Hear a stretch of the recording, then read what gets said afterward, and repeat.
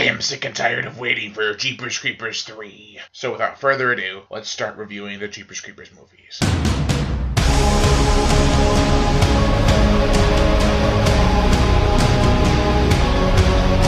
Jeepers Creepers. Where did you get those eyes? Nowhere. Now every 23rd spring, for 23 days, it gets to eat you.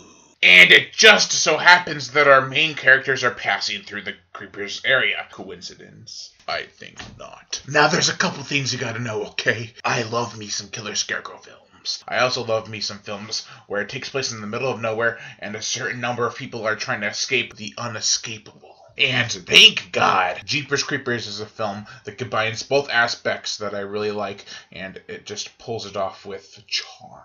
Now, for the longest time, I've been trying to find errors in the timeline, and maybe even some flaws. And I think I've pulled some stuff out. Like, does this film take place in the mid-80s? Because if so, why do they have cell phones?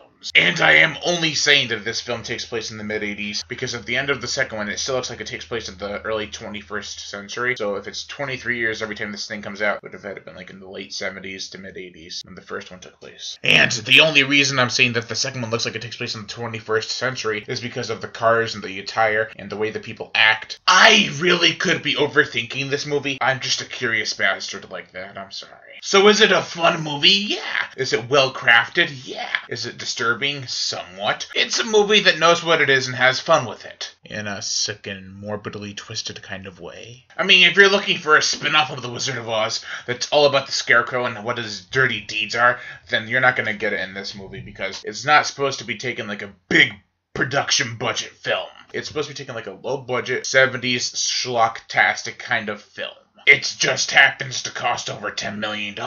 Now, before I give my rating, I have to talk about one thing in this film that I haven't even mentioned yet, and that is the Scarecrow. He has wings, man, and he looks like a reptile somewhat. Overall, I give Jeepers Creepers a 4 out of 5. Best Scarecrow film ever?